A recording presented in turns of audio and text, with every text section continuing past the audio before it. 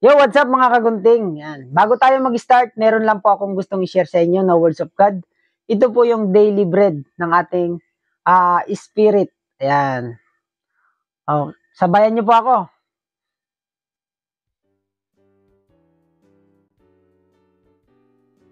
Kung paano ngang si Kristo ay nagbata sa laman, ay magsandata rin naman kayo ng gayong pag-iisip, sapagkat siya nga'y nagbata sa laman ay nagpapatigil sa kasalanan. Unang Pedro 4, versikulo 1. Sa mga nakararanas po ng mga pagsubok, kalungkutan, kaligayahan, ay kailangan po nating tanggapin yan sapagkat si Kristo po ay naranasan din po niya yan. Pero sa dulo po, nagtagumpay siya. Ganun din po tayo. Gagabayan rin po niya tayo, sasamahan niya tayo. At tayo magpatuloy hanggang sa makasama po natin siya hanggang sa kabilang buhay. Kumusta kayo mga kagunting? Yan. Ang video po na ito ay part 2 ng back to basic handling o paghahawak ng clipper. Yan. Tanggalin ko nga muna po ito dahil kagagaling pa lang po namin dun sa aming lokal kasi meron po kaming dinaluhan na prayer habit. Napaka banas po pala nung jacket na to. Sobrang init kaya dito ka muna. Yan. Tapos taas natin to para makita nila yung ating galawan. Yan.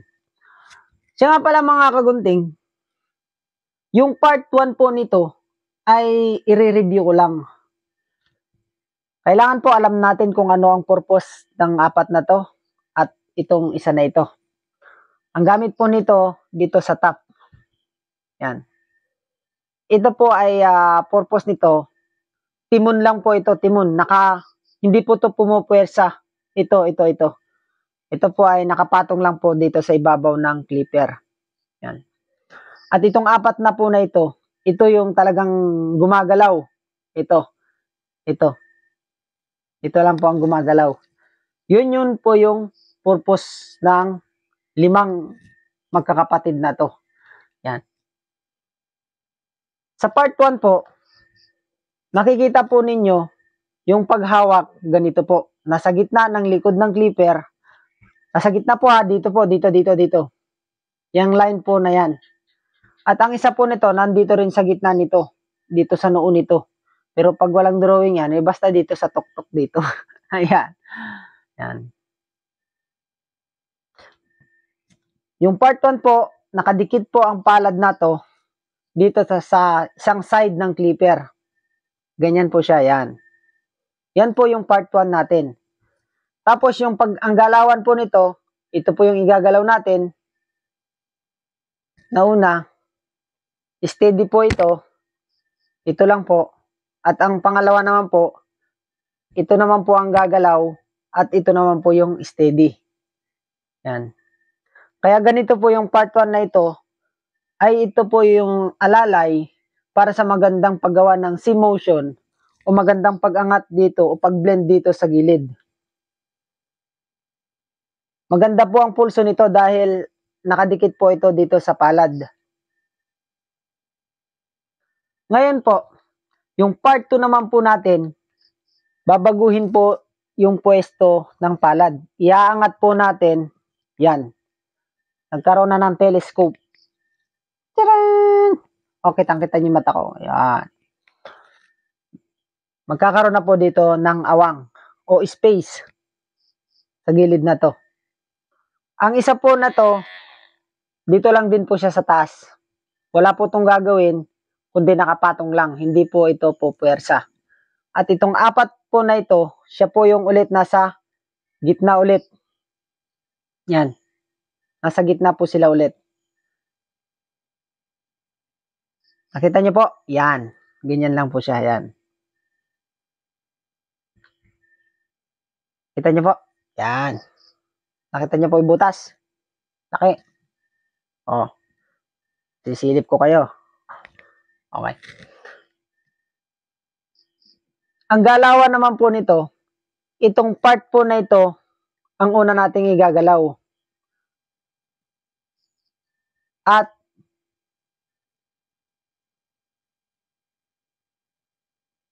ang pangalawa naman po, ay ito. Ganoon din po siya. Ang pagkakaiba po nun sa una ay ito mismo yung gumagalaw. Yun sa part 1 po natin. Sa part 2 po natin, ang gagalaw naman na po itong apat na ito na. Ito na lang yung gagalaw at susunod, ito naman yung gagalaw. Kagaya po nito. Nakita niyo po? Yan. Ang pumapersa po dito, itong apat na ito. Ito pong apat na to, huwag niyo pong pagdidikit-dikitin na ganito. Muna po dahil darating po tayo sa point na paghihiwa-hiwalayin natin sila para din silang magkakaaway. Break muna, kumbaga. Yan. Itong hawak po na ito ay sa mga medyo nag-aaral pa lang. Pero ang paghahawak na ito ay sa magagaling na at marunong na at nakakaintindi na sa paggugupit. Ito po yung mga tao na medyo matatagal na sa larangan ng gupitan. Yan. Ako po ay nagtuturo ng ganito dahil almost 16 years na po akong nagugupit. Hindi pa po kasama yung high school ako kasi nung high school kasi ako mano-mano pa lang. Tapos ang mga upa namin noon isang tuhog lang ng banana Q, isang ice candy, mga bayad lang ng mga kaklase lang. Okay na, libre na po ako ng pang resist noon sa school. Yan. Kaya hindi pa po ako humahawak ng clipper. Kaya nung natapos ako ng high school ay dumayo po ako at naggupit na. Doon na rin po ako nagkaroon ng clipper. Doon na rin po ako nakapag-aral kung paano ang paghahawak. Yan. Nakuha ko na rin po doon sa paggugupit ko yung mga experience na to. Kaya gusto ko lang pong i-share. Ay, nasan na nga ba tayo? Ito. Dito po pala. Yan. Hiwa-hiwalay muna po tayo. Yan. Hiwa-hiwalay muna tong apat na ito. Ito po yung pwersang gumagalaw tong apat na to. Ito po, wala po tong pwersa ha. Wala po tong pwersa. Itong nasa ibabaw na to. Ito lang pong apat na to. Nasa baba. Ito lang po. Yan. Yan po yung una nating igagalaw. Di bali, mapapansin po ninyo, itong part na ito, hanggang dito, steady po ito, steady. Ang gagalaw lang po, itong part na to, tapos itong part na to, at hanggang dito, ito lang po yung gagalaw. Pansinin po ninyo. Yan. Kunwari, ito po yung side ng ulo natin o heads ng client o customer. Yan lang po. Yan. At ang susunod po nito, ito naman po yung gagalaw hanggang dito. Ito naman po yung steady. Itong apat na to. Isasama na rin ito, steady na to. Itong buong ito. Steady na po yan. Yan. Kaya mangyayaring galawan po dyan. May butas pa rin po yan ha. Pansinin po ninyo. Yan. Yan po yung pangalawa. Yan. Ito. Ito na yung gagalaw. Ayan.